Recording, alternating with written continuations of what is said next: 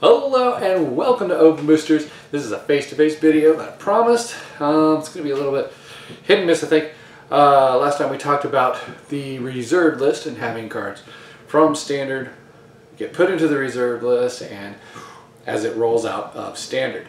A lot of you agreed with me that'd be great because it puts reserved list cards into new players' hands and that kind of stuff. And it increases the value of the cards and maintains the box value. Some of you, not very many, disagreed with that and was thinking that it might make Modern actually explode in price. I don't really think it's going to make it explode in price in the short run, but in the long run, you're right. It should actually make it explode and make it unaffordable for many players. I think that's true. You have to acknowledge that.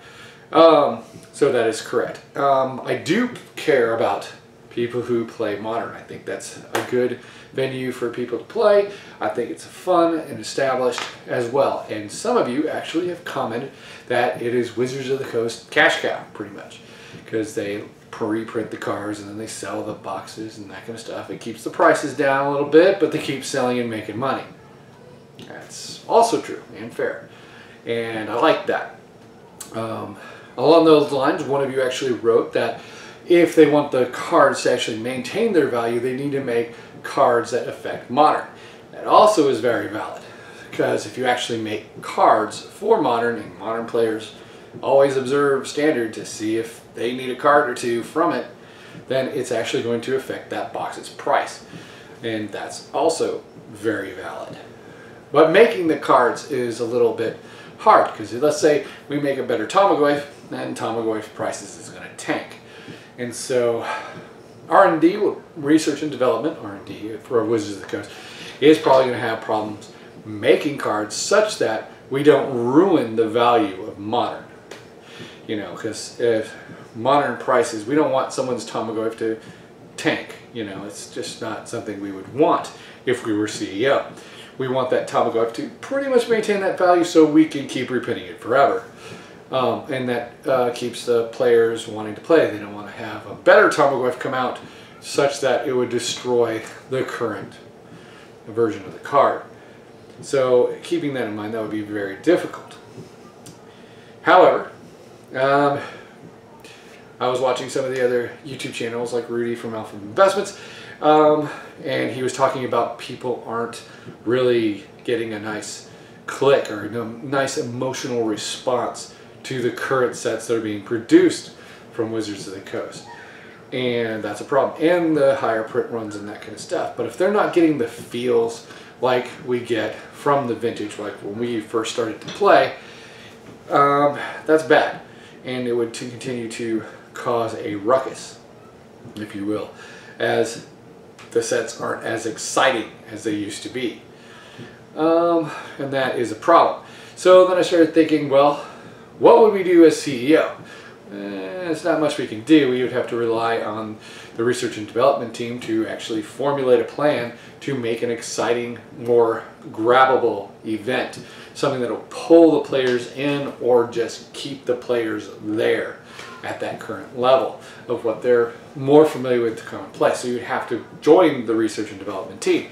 So what would keep the people to buy the boxes and give them a more enjoyable experience within a set that's being developed? So I started thinking about it, and the one thing I would think about to produce a new set, let's say we're research and development now, we're no longer CEO, we're just one of the grunts. I would probably go ahead and produce these 2/2 bear type creatures, except it would be like a combination summon creatures. This is a 2/2 creature, a goblin merfolk, and when it comes into play only from your hand when you cast it, then it would create a dual land, if you will, a volcanic island. So for goblin merfolk kind of thing, because that's a blue-red, you would have to use blue and red in the casting cost, and it would create a token volcanic island.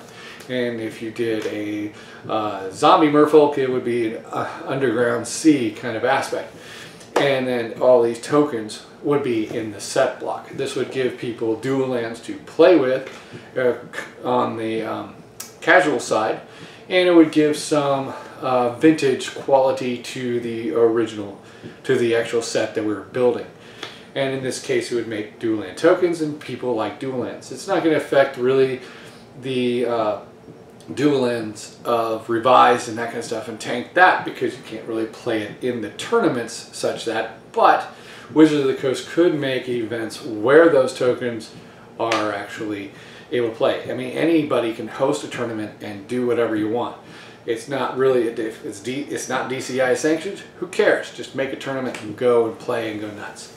And in the set itself, you can make, I would like to bring back 0 casting cost cards.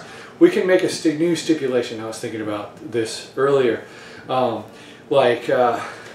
Instead, you know, like how Force of Will worked, where you actually had to discard a blue card. But in this case, you'd make a requirement based on how many lands that you actually have out in play. Like if you had 3 mountains in play, you could have a 0 casting cost spell that isn't counterable, you know, just so it's not counterable, and then it destroys all the artifacts in play, or destroys all colorless creatures and artifacts. And it's like a 0 casting cost, because red is really aggressive, but it requires only 3 lands in play. They don't have to be tapped, they don't have to be untapped, they just have to exist on the board on your side.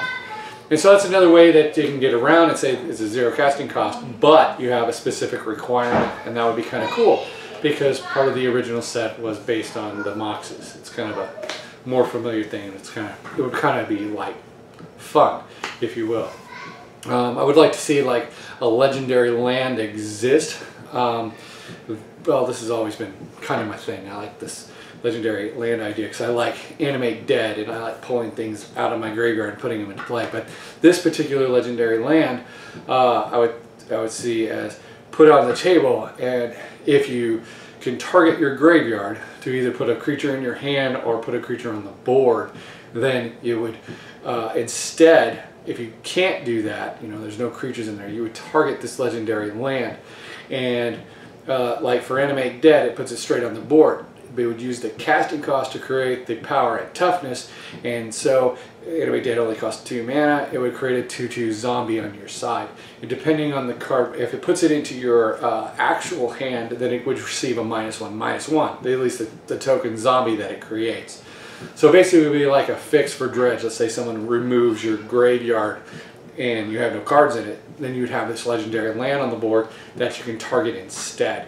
And so even if you're casting the black and 3, it's a zombie, it's a 2/2, that puts a card back into your hand, it would still target that and create a 3/3, because we get a -1/-1 because of the fact that it puts it in your hand, but it would put it into board on play. And I thought that would be kind of cool. It would be a nice legendary land to bring more spark to dredge, I guess. Or, you know, Animate Dead decks like I like. So, you know, I thought that would be cool to bring back these kind of cards. I don't know if they would affect Modern, but I thought it would be kind of fun. And we could create another legendary land type that basically is like a Black Lotus field. And you put that into play, and you can pump 1 mana to tap the land, and it creates a token Black Lotus for you. So then you can have those tokens inside this new set, or these 2 blocks that you're going to build. Maybe we divide up the dual lands into 2 different sets, where you get these 2/2 creatures, and then you get these 2/2 creatures, and that way people come back for more. But anywho, so you would get these token aspects of the original vintage, and then you can actually play the game, as it were, and then you'd have these nice little set blocks kind of thing, and it would bring more memories and maybe bring more people back to actually playing the game, and keeping those around. And I think that would be kind of fun. I don't think the tokens are going to really destroy anything anyways. So I think RD does have a hard time with creating more modern-ish cards to help not destroy the current Modern, because if you destroy the value of that Modern, it's going to burn down. Then, okay, that's kind of cool. So I was thinking about it, just sorry, my brain started working. So there's like, Planeswalkers weren't really part of Vintage, and they could really go with a cloning type of aspect with Planeswalker. Let's say we have Limduel and the Necromancers. The only thing I really remember in any of the kind of genres, because I played that game and had a little story where Limduel's in Essence and that kind of stuff, and he's trapped in Shandelbar. But let's say Jace investigates it and he kills him, and he takes over Jace's body, goes over to the demons and talks to the demons, and then they send him off to try to kill Liliana. That kind of makes sense in a roundabout way. But I was saying, hold on, let me think for a second, because it's actually kind of cool. All right, so let's say you have like Limduel, the Essence, who's taken over Jace. He's actually a Planeswalker now. So he's 2 blue and 1, and he cast him on the board. Maybe he has 2 loyalty. Then his ability when he hits board is he destroys target Planeswalker. But instead of normal, he actually like takes all the abilities of the target Planeswalker that he destroyed. So he gets all the +1, -3s, and the alt. All of it, including the loyalty counters. So it adds up to the loyalty counters. And then the Essence has its own little -3, -4 ability. Let's go with -4 because it might be a little bit too crazy.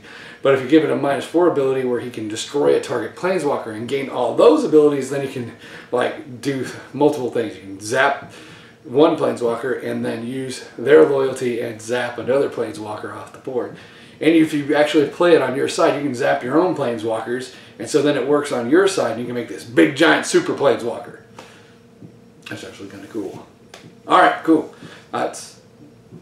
Yeah, actually that might be fun. Because then you can use it on your own. Or they can just make a, one that turns into make a basic clone. But anyways, I think that'd be cooler. I don't know, I just went off the derailed on that. Anyways, probably because it says Planeswalker on that box. But, sorry. Anywho, so yeah, it's, for R&D, it's a little bit, hard to make sure that you have to not destroy the modern when you're creating standard, but they also need to create something that affects modern. And I think that'd be kind of a little bit tricky in that aspect without trying to destroy the prices and that kind of stuff. But I really would want people to have a better feeling, or if they're not having the feeling of that, and hopefully they fix their printing issues, and hopefully they'll fix and reduce the amount that they print, because they can save money by reducing the amount that they print. It wouldn't make sense to actually just keep printing and printing. So there you go. I figured this just be a standard face-to-face. I hope you're having a great Christmas. We have an alpha starter coming on Christmas Day. Yay! Hope you enjoyed the Arabian Nights video. We've done quite a few videos up here. I'm going to be doing some more videos before Christmas. Yay! Hopefully get that underway and we can get this into wraps, and hopefully you've enjoyed this video. I know it wasn't really that, informative or whatever, but I said I would do a face-to-face, found some time, made a face-to-face video, kind of just rambled for a bit. Hopefully I'll do better. Yes, hopefully I'll do better. I'm just sorting some cards to send in for grade. You've all seen them before because we've been over here.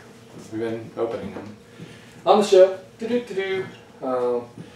Stack of Revised over here I'm going through, and Stack of Unlimited, and Legends over here. Here's the Tabernacle. I haven't sent it in yet. Yay, Tabernacle. So, things keep going. Things keep moving. So fun. Alright, happy holidays everyone, and Merry Christmas to those who celebrate that, and I do too, so there you go. Alright, guess that's it. Have a good one, and I will get more pack openings up